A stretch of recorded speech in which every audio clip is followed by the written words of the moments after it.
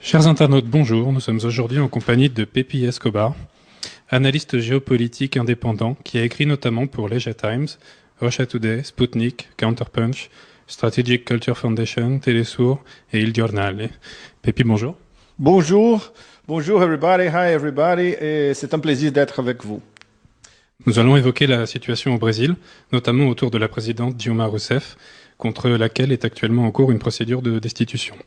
Pépi, de quoi la présidente est-elle accusée exactement?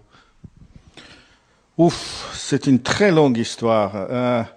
D'abord, je couvre pas le Brésil, je couvre surtout la Chine et la Russie. Et les BRICS, ça veut dire la politique extérieure du Brésil. Par hasard, les jours où Lula a été arrêté, j'étais à São Paulo, les jours même. Ils m'ont éveillé à 7 heures du mat, je regarde la télé, j'allume la télé et je vois un spectacle absolument hallucinant et insolite surtout. J'accompagnais toute cette opération Lava Jato, car wash en anglais. Comment vous l'appelez en français? En général, on parle d'opération main propre. C'est plus idiomatique. Oui, elle est pas vraiment... Oui, Karcher, c'est mieux. Elle n'est pas vraiment main propre. Elle est inspirée dans les Manipuliti, les mains propres italiens des années 90. Mais elle a été complètement détournée par un juge provincial d'un petit État au sud du Brésil, très puissant en agrobusiness surtout. C'était un juge qui n'avait pas une projection nationale, mais il a été choisi à l'œil par nos amis de l'Empire du Nord. Et ça, c'est toute l'histoire du début de l'opération Karcher. Pourquoi il y a eu une opération Karcher? Parce qu'il y a eu d'abord l'espionnage de la NSA américaine, the National Security Agency, sur Petrobras, que c'est la plus grande compagnie brésilienne, c'est presque 20% du PIB du Brésil, une des grandes de pétrole et d'énergie internationale.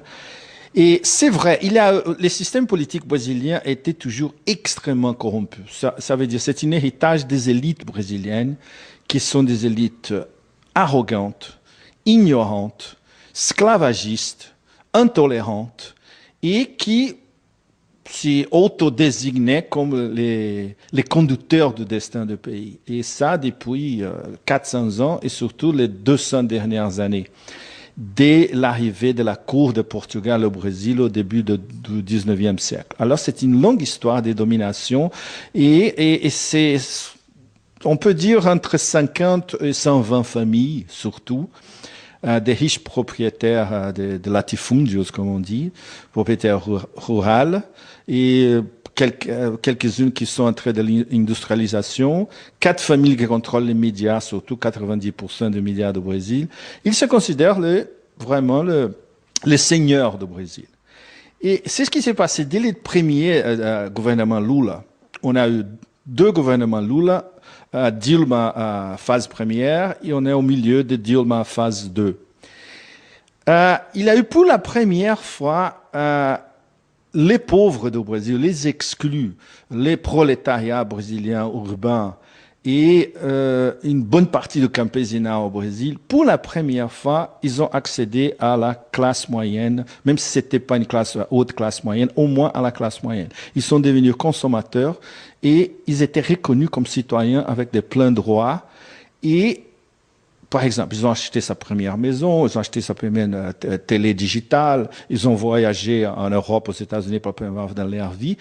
Ça, comparé avec tout ce tous les passés inégaux du Brésil, c'était énorme. Et on parle au moins de 40 millions de personnes, avec, si on compte toutes les familles et tout ça, 60 millions de personnes. Les Brésil profonds, on pourrait le dire, qui est accédé à la société de consommation, ils étaient reconnus comme citoyens. Ça, pour les élites du Brésil, c'était absolument impensable. Impensable. Et ils ont perdu 4 élections présidentielles, une après l'autre. Même avant la dernière, c'était la fin de 2014, où Dilma était réélue, il y avait déjà un mouvement de déstabilisation de Dilma II. C'est ce qu'on, surtout les dernières 18 mois, c'est ce qu'on a vu. Tout ça avait démarré même avant la fin 2014 avec l'espionnage de la NSA, qui était dénoncé par Snowden, était dénoncé par Wikileaks. Alors tout le monde le savait. Les Brésiliens et tout le monde déjà qui suivait Wikileaks savaient déjà de l'espionnage. Non seulement de Petrobras, comme du gouvernement brésilien et même du portable de Dilma Rousseff. Comme on l'a vu en Europe avec les présidents français, la chancelière allemande, etc. Absolument, absolument. Et bien sûr, pourquoi Petrobras? Le plus important, et ça, on revient toujours au fameux "It's the oil, stupid". Justement, parce que Petrobras, avec une technologie qu'ils ont développée eux-mêmes, technologie indigène, pour la première fois au monde, ils ont découvert, c'était la plus grande découverte de pétrole du XXIe siècle jusqu'à maintenant, que c'est les pre-salt, les pré-salt deposits de la côte sud-est du Brésil atlantique. Et Lula, quand il était encore, c'était à la fin de Lula II, il avait organisé l'exploitation de tous ces fabuleuses réserves un monopole à Petrobras. Et Petrobras, après, il pouvait faire des accords d'exploitation avec des compagnies étrangères. Mais les monopoles d'exploitation, la découverte, c'était Petrobras, l'exploitation et la rentabilité après, c'était le monopole de Petrobras. Ça, pour les big oil américains aussi, c'était anathema absolu. D'où l'espionnage inside Petrobras. Alors, comment tout ça s'est développé à Opération Karcher, que c'est la fille bâtarde de toute cette histoire? Ils avaient besoin de choisir un système, une partie du système judiciaire brésilien pliable aux intérêts internationaux. Internationaux, non, surtout américains. Et ils ont trouvé justement un petit juge dans un État au sud, Paraná, qui avait été déjà contacté, non, il avait déjà fait un stage au département d'État aux États-Unis. Il était déjà dans leur feuille de contact, c'est ce qu'on appelle assets en anglais. Voilà, il était déjà un asset. Et d'un jour à l'autre, ce juge se confronte avec une quantité inouïe d'informations sur tout ce qui s'est passé au plus haut rang de Petrobras. C'est incroyable. Par lui-même et avec ses sources, les sources qu'il avait au Brésil. Par exemple, une des sources était un mec qui faisait du black market avec les dollars. Ces mecs-là, jamais il y aurait ce genre d'informations détaillées sur ce qui s'est passé à Petrobras. Alors, l'origine de l'opération Karcher, c'était NSA. Et ces mecs du black market, justement, c'était le cover pour toute l'opération. Une couverture. Une couverture, justement. Alors, tout ça, ça a été à peu près il y a 2 ans. Alors, tout l'objectif de l'opération Karcher, c'était de démonter ce que le procureur ont qualifié comme une cellule criminelle au sein des Petrobras. Et cette cellule, c'était des éléments de la direction de Petrobras, bien sûr, des directeurs et des hautes exécutifs de compagnies de construction au Brésil et des politiciens brésiliens, surtout du Parti des travailleurs. Mais, dans tous ces systèmes qui, c'est vrai, il existait, il y avait aussi des politiciens de tous les partis brésiliens. Parce que c'est normal au Brésil, parce qu'au Brésil, au contraire des États-Unis, il n'y a pas l'institution du lobbying politique. Par exemple, on a K Street à Washington où tous les lobbyistes de la planète sont là pour faire du lobbying au Congrès et au Sénat américain. Et tout ça est à peu près légalisé, contrôlé et toléré. Donc le parti des travailleurs, c'est le parti de la présidente, c'est ça? Oui, c'est le parti des travailleurs, le parti de la présidence, mais ils sont en coalition avec des autres partis. Et l'autre grand parti des coalitions, c'est un parti physiologiquement des centres et très corrupts aussi, que c'est les PMDB, qui c'est un parti ruralistes, des gens de l'industrie du sud-est, du sud du Brésil, des grandes familles, une partie des élites aussi. C'est les partis héritiers de partis qui étaient les seuls partis à tolérer pendant l'époque de la dictature militaire au Brésil.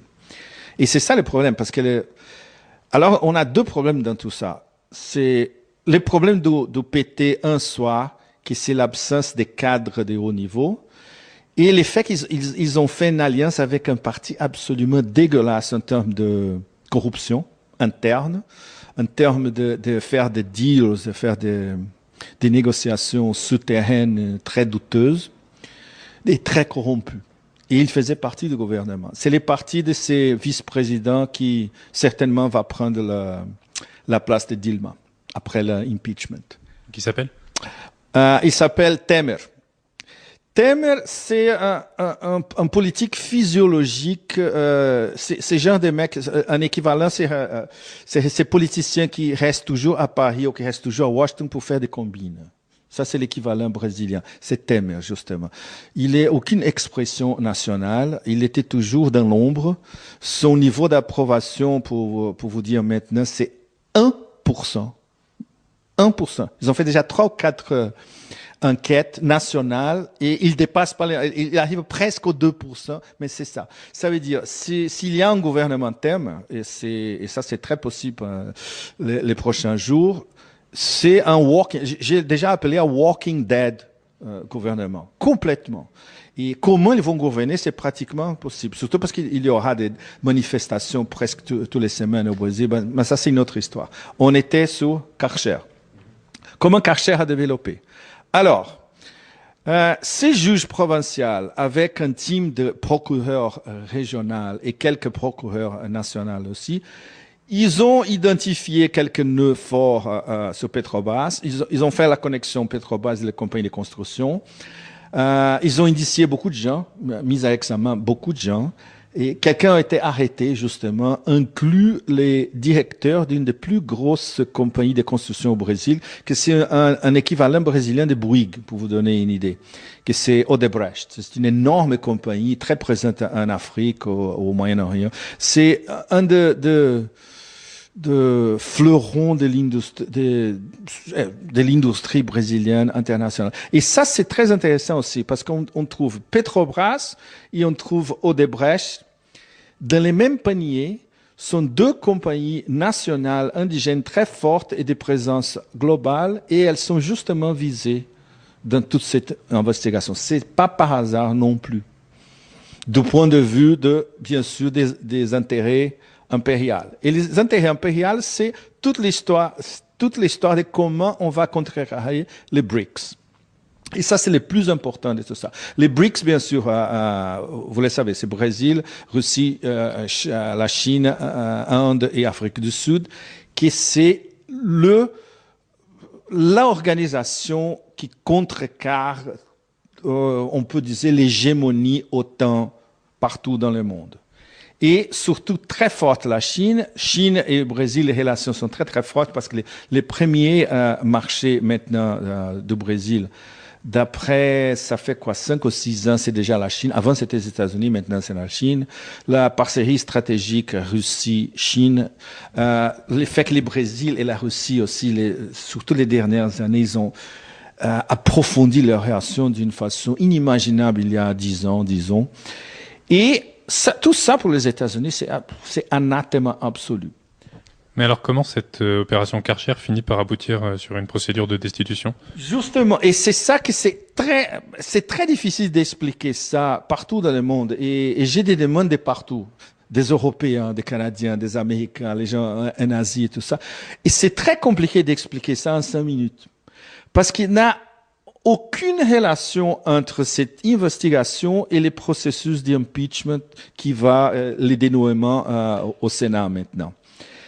L'objectif, la hidden agenda, l'agenda occulte de Karcher dès le début, c'était les deux personnages clés, c'était Dilma et Lula. Alors, ils ont rien trouvé sur Lula, 2 ans d'investigation, rien. Ils ont trouvé un petit appartement au bord de la mer près de São Paulo, qui n'était pas à lui, du tout. Ils ont trouvé un petit ranch à l'intérieur de l'État de São Paulo aussi, qui n'était pas à lui du tout, et ça s'était prouvé. Et voilà, c'est tout. Aucun indice de corruption directe ou même indirecte. Et Dilma non plus. Dilma, on peut l'attaquer comme disons, en termes d'économie et de politique, elle est nulle, pour dire directement. Elle n'est pas diplomate du tout. Elle n'a pas la capacité de leadership que Lula avait avant. Économiquement, elle s'est autodéfinie comme économiste, mais elle est absolument dégueulasse. Elle a sa politique économique à la fin, elle était aussi dégueulasse qu'elle était obligée de faire un choc néolibéral. Alors, ça veut dire, elle avait déjà aliéné toutes les classes populaires après 5 ans, à peu près 4 ans et demi, 5 ans de mandat.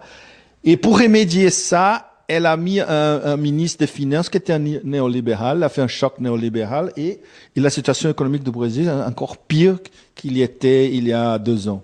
C'est pas très cohérent avec la ligne de son parti.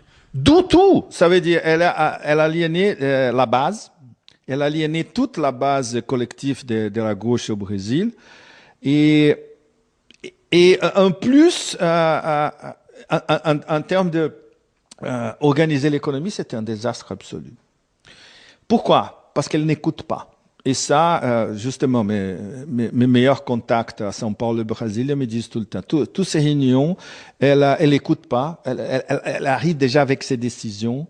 Il n'a pas comme Lula faisait avant. Lula, c'était modus operandi d'un négociateur né et qui écoute les gens tout le temps. Et après, il prend une décision. Mais avant, il a toujours un système de débat, il a un système collectif d'entendre toutes les opinions, surtout les opinions en clash. Et Dilma, c'est exactement l'opposé. Et alors, elle a payé très cher pour tout ça. Alors, elle n'était pas préparée pour être présidente, numéro 1. 2, c'était une énorme erreur de Lula de la choisir. Et ça, maintenant, dans le leadership du PT, ils sont déjà en train de faire l'examen et dire, ouf, mais c'est trop tard. OK, quel est le nexus entre Karcher et l'impeachment? Il n'y a pas. Et c'est ça le problème, parce que Karcher, ils ont cru trouver les liens avec cette histoire de l'appartement et de ranch de Lula. Ça fait à peu près 2 mois, ça. Les fameux épisodes où Lula a été arrêté à 6 heures du mat chez lui et mené dans une cellule à l'aéroport municipal de São Paulo. Il était sous interrogation pendant 4 heures, en train de répondre les mêmes questions qu'il avait déjà répondues. Et c'était une tentative, et ça, on a su après. C'était une tentative de les mettre dans un avion privé et les mener dans cet État au sud du Brésil et les mettre en tôle. Comme ça. C'était une tentative de coup d'État. Et à la dernière minute, il y avait des militaires de l'aéronautique du Brésil à l'aéroport de São Paulo. Ils ont regardé la situation, ils ont vu le jet privé, ils ont vu la connexion jet privé, la salle d'interrogation. Ils ont dit non, il faut aborter ça immédiatement. Et ça, c'est extrêmement grave. Bien sûr, ça, on va pas jamais lire dans les médias hégémoniques au Brésil. Ça, on a trouvé cette histoire seulement dans des petits blogs indépendants. Très, très bien. L'Internet indépendant au Brésil, c'est une des plus fortes du monde. C'est un niveau journalistique, c'est hyper haut niveau, difficile de trouver même en Europe. Et ça, alors on connaît toutes les histoires derrière Karcher et derrière l'histoire de l'impeachment due à ce journalisme indépendant sur le net au Brésil. Est-ce que vous avez quelques noms de sites comme ça Oui, je peux vous donner plusieurs noms de sites. Bien sûr, tous en portugais. Brasil 247, Brasil 247. Diário do Centro do Mundo, ça veut dire les diaires du centre du monde, les journal du centre du monde. Il y a un autre blog qui s'appelle Vie au Mundo, je vu le monde. Il y a GNN, je me souviens plus qu'est-ce que ça veut dire en portugais, mais c'est GNN. Et j'ai un ami qui est un des meilleurs journalistes économiques du Brésil, Luiz Nassif. Il a une colonne qui, presque tous les jours, au moins 3-4 fois par semaine, il fait un découpage, un détail de tout ce qui se passe dans les coulisses. Il a un énorme portal qui s'appelle Carta Maior. Ça veut dire lettre majeure, disons. Oui, carta maior. Il y a un magasin, il y a un hebdomadaire qui s'appelle Carta Capital. C'est un ami qui est le directeur. C'est un journaliste italien, brésilien, excellent. Ça veut dire on trouve les infos au Brésil. Les problèmes, c'est que les classes moyennes et la haute classe moyenne, et bien sûr les élites, ils lisent ou ils accompagnent seulement la mainstream media. Ça veut dire les équivalents brésiliens du Figaro, TF1, tout ça. Ça veut dire 3 journaux, 3 quotidiens, 2 à São Paulo, 1 à Rio, des hebdomadaires, deux hebdomadaires édités à São Paulo aussi, et la TV Globo, la télé Globo, qui c'est un des plus gros empires médiatiques de la planète. Après les 3 américaines, c'est les 4e plus puissant empire médiatique du globe. Alors ça, c'est dur. Et ça, c'est à combattre, c'est très compliqué. Ouais, on a un peu le même problème en France. Oui, absolument. Oui. Mais c'est beaucoup plus. Par rapport à TF1 en France, la Globe au Brésil, c'est 20-50 fois plus puissant. En termes de dominer l'opinion publique, par exemple, l'heure 20h, c'est regardé tous les jours par au moins 50-60 millions de personnes avec famille et tout ça. Ça fait 60-70% de la population du pays. Et dans les pays au Brésil profond, c'est ça. La source d'infos, c'est OK, on va allumer les 20h. Et c'est terrible. Ils contrôlent tout. Ils contrôlent l'exploitation des droits de foot. Ils ont un canal de 24 heures de news qui avant était très bien, mais surtout les 2 dernières années avec Cracher est devenu un porte-parole direct de tous les gens pro-impeachment déjà basiquement les regime change people. Hein? Les gens favorables au changement de régime. Voilà. Mais pourtant, la Chambre basse du Brésil vient de se prononcer pour la destitution de la présidente. Oui. Quelle est la base légale de cette décision? Justement, la base légale, et si on examine en détail la base légale, sont 5 décrets que Dilma a passés, Dilma 2, parce qu'ils ne peuvent pas entamer une procédure relative à Dilma 1, légalement. Seulement Dilma 2. Ça veut dire le dernier 16 ou 17 mois. Son dernier mandat, quoi. Son dernier mandat, justement. Elle a passé 5 décrets où les termes brésiliens pour ça, c'est qu'elle a fait un dribbling, comme un dribbling en foot. Un dribble, oui. Justement, comme un dribbling en foot de les finances du budget de l'État. Et ça, c'est pas vrai du tout. Parce que 4 de ces soi-disant décrets, ils n'étaient pas des décrets du tout, ils étaient annoncés. Ça veut dire, elle a pas fait un maquillage des comptes du budget. Elle a comptabilisé des revenus futurs dans les budgets de l'année. Et ça, c'est une chose dans tous les pays européens, ils font ça. Obama a déjà fait ça, mais au moins tous les années, sinon tous les années. Bush faisait ça tout le temps avec le déficit monstre américain. Alors ça, c'est normal dans tout le monde occidental. Mais c'était le prétexte pour lancer la procédure d'impeachment dans le Congrès après le Sénat. Et le mec qui a déclenché tout ça, et ça, c'est le côté ubuesque et kafkien de toute l'histoire. C'est les politiciens peut-être plus corrompus de tout le Brésil, qui vient d'être impugné finalement par la Cour suprême. Il était déjà accusé d'avoir 11 comptes illégaux en Suisse. Il était déjà mentionné aux Panama Papers. Il était déjà indicié par la Cour suprême pour une affaire d'un kickback de 5 millions de dollars. C'est Eduardo Cunha, c'est ça? C'est Eduardo Cunha, justement.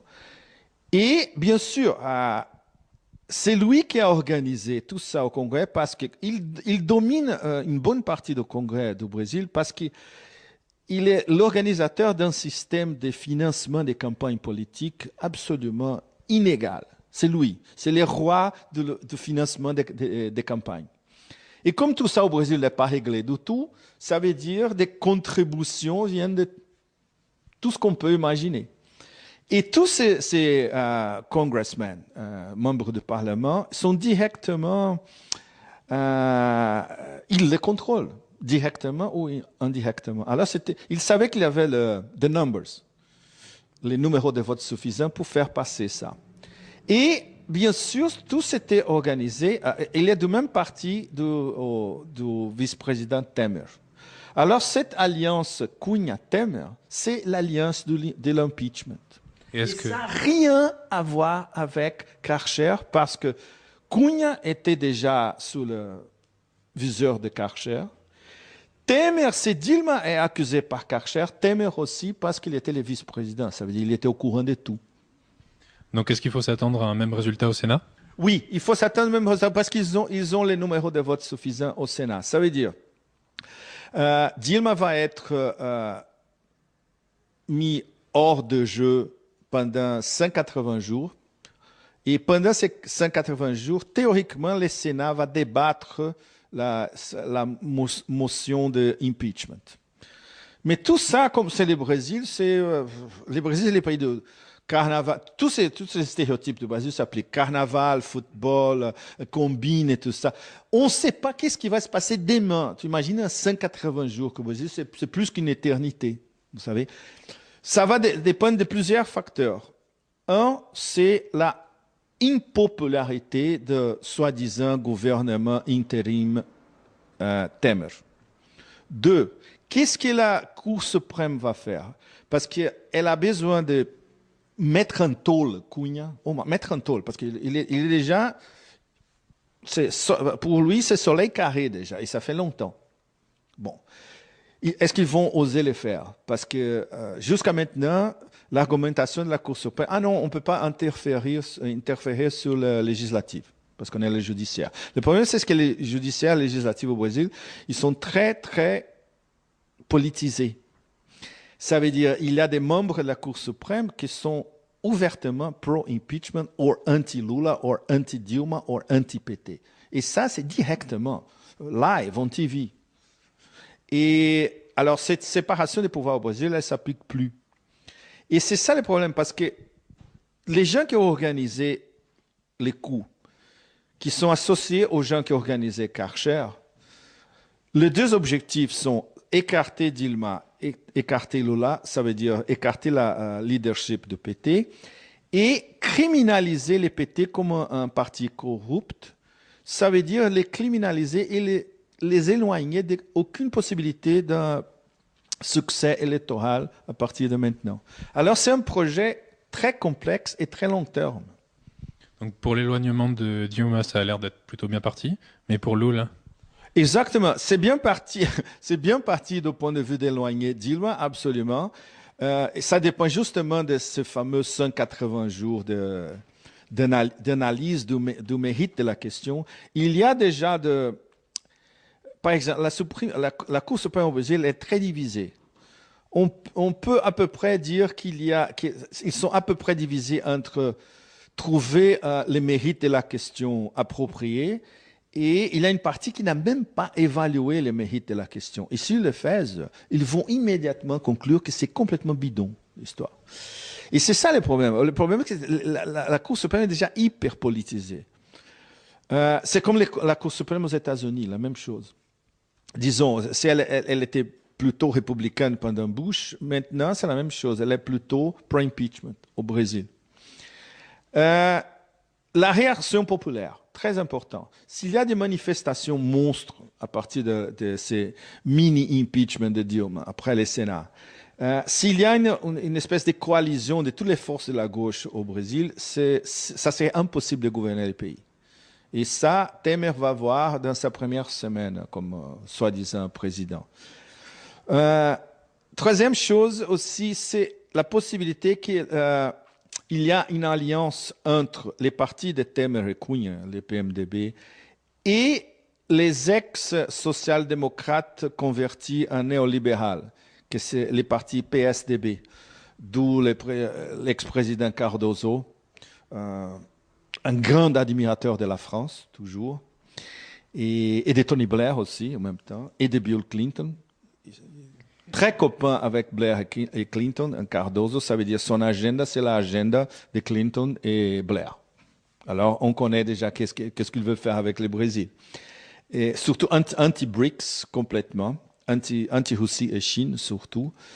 Ça veut dire, s'il y a cette alliance et si ces gouvernements Temer arrivent à au moins stabiliser l'horreur du Brésil maintenant, parce que c'est une paralysation, une polarisation totale, économique, politique, business, banque, tout. Il n'a pas de prêts, il n'a pas d'investissement, il n'a rien. Le pays est complètement paralysé et cloué à la télé et en train d'accompagner Karcher et l'impeachment.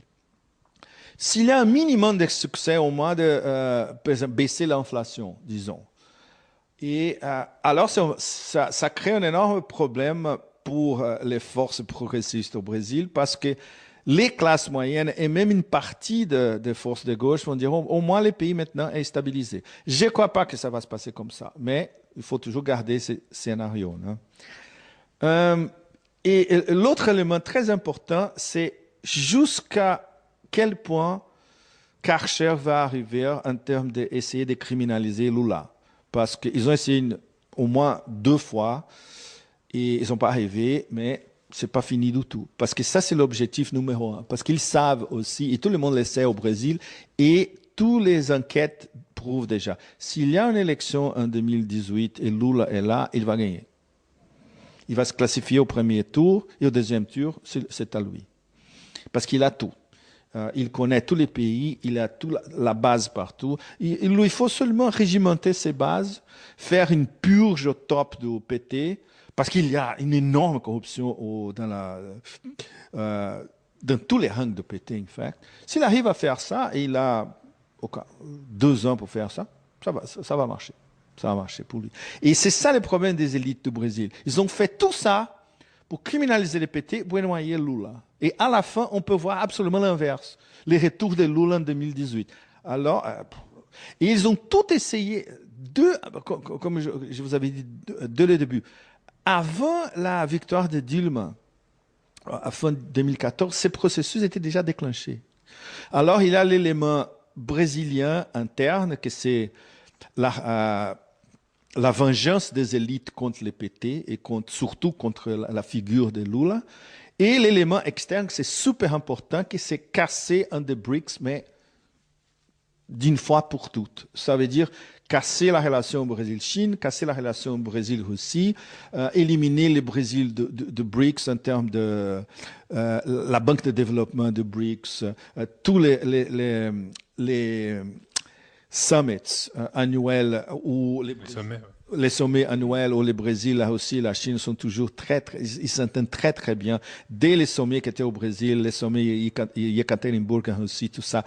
Ça veut dire l'entendement de Poutine, Dilma et Xi Jinping, pour dire directement, il est très très bien à niveau international. Pour l'instant, il n'y a pas d'interférence directe. Ça, les gens me demandent ça tout le temps. Et pourquoi les Russes et les Chinois, ils font rien avec tout qu'est-ce qui se passe au Brésil? Ils peuvent pas pour l'instant. Parce qu'on n'a pas un fait défini, ça veut dire la Dilma écartée. S'il y a Dilma écartée pendant 180 jours, elle va faire une tour globale, elle va expliquer à tous les chefs elle va venir ici, elle va venir en Europe expliquer les mécanismes de l'impeachment et du coup. Elle va parler avec les Russes et les Chinois aussi. Les prochains sommets de BRICS, absolument, même si elle n'est pas là, mais ça va être un thème de conversation. Alors, ça veut dire, ils ont une attitude pour l'instant de wait and see. On va attendre qu'est-ce qui va se passer. Mais le jeu des élites, on appelle les comprador elites, les élites locales au Brésil, alliées avec les grands intérêts américains. L'ambassadrice américaine au Brésil maintenant, elle était au Paraguay à l'époque du coup contre Fernando Lugo au Paraguay. Et c'est une ambassadrice qui a toujours défendu contrôler la Cour suprême, c'est toujours très très bien pour nos objectifs. Et c'est exactement ce qui se passe au Brésil. Ils sont en train, les pro-impeachment, ils sont en train de contrôler une bonne partie de la Cour suprême aussi, politiser la Cour suprême. Alors tous les processus sont politisés. Les 3 pouvoirs, bien sûr, et c'est ce qu'ils veulent au Brésil, c'est surtout aligner les législatifs, les exécutifs, les judiciaires et les grands médias sur une même plateforme et avoir une espèce de parlementarisme à la brésilienne et à peu près s'écarter des résultats des élections. Le présidentialisme, non, on a le parlementarisme, un premier ministre, et on va contrôler ces élections pour premier ministre, et on peut se perpétuer dans le pouvoir. Ça, c'est l'agenda à long terme des organisateurs du coup, surtout. Et des gens qui sont en train de coordonner Karcher. Et c'est ça, le point de rencontre entre l'impeachment et Karcher, c'est ça. C'est criminaliser la gauche, et c'est pas seulement les PT, c'est toute la gauche au Brésil. C'est perpétuer dans les pouvoirs avec cette nivellation de tous les pouvoirs, réorienter la politique extérieure brésilienne anti-BRICS, pro-US surtout. L'Europe, ils ne pensent même pas. C'est pas important. Si on est allé avec les États-Unis, l'Europe vient avec. Et c'est pourquoi j'ai déjà écrit plusieurs fois sur ça en termes de guerre hybride. C'est un nouvel mécanisme de guerre hybride, développé bien sûr à Washington. Ils ont appliqué guerre hybride contre la Russie, contre la Chine, en Syrie. Ils ont passé de révolution colorée à responsabilité de protéger R2P en Libye, tout ça. Et au Brésil, ils ont développé un système encore plus développé. Et j'ai parlé de ça avec des académiciens à São Paulo. Ils m'ont dit qu'ils vont déjà commencer à étudier c'est ce qui se passe au Brésil, comme la forme plus développée de guerre hybride déjà inventée, que c'est une espèce de coup en lenteur, à long terme, soft, pas hard, pas militaire du tout, pas d'intervention, avec justement une manipulation médiatique monstre, manipulation politique, manipulation financière aussi, et tout ça aligné avec le système judiciaire d'un pays. Ça, c'est très, très sophistiqué, bien sûr. Et le Brésil, c'est la cobaye numéro 1 de ce nouveau expériment. Merci pour vos éclairages sur le Brésil. En France, on connaît aussi un mouvement de contestation du pouvoir qui s'appelle la Nuit debout. Vous habitez à Paris par intermittence, si j'ai bien compris. Oui. Donc, qu'est-ce que ce mouvement vous inspire? Bon, écoute, c'est la version française de Occupy Wall Street que j'ai accompagné de très près à New York. J'ai visité Nuit debout et je me sentais un peu comme si j'étais à Zuccotti Park à New York, mais en français, pas en anglais. Horizontalité, bien sûr, des discussions, comment ils ont divisé la place et tout ça. Mais ça au début. Maintenant, c'est après les derniers affrontements. Et ça, c'est dégueulasse parce qu'ils ont perdu la musique le soir. Ils ont perdu... il n'a pas vraiment une occupation de la place. Et ça, la police, la préfecture, ils ne vont jamais permettre ça à Paris, à mon avis. Ça veut dire qu'ils ont besoin de trouver un autre endroit, je dirais. Et du point de vue conceptuel, OK, c'est très bien l'horizontalité au début, prise de conscience, discussion, OK, mais ils ont besoin d'une organisation politique. C'est pas horizontal. Vous pouvez vous organiser horizontalement avec une petite pyramide aussi à côté et arriver à ce qui, par exemple, les 15M à Madrid a généré Podemos. Et Podemos est arrivé pratiquement au gouvernement, auprès du gouvernement. La seule solution en France, ça serait une équivalence. Un Nuit debout, disons, national en France, toutes les grandes villes françaises, mais avec un contenu conceptuel d'organisation politique qu'il n'y a pas pour l'instant. Pour l'instant, c'est une espèce de meeting anarchique très... ça peut être, wonderful. C'est la meilleure manière de le...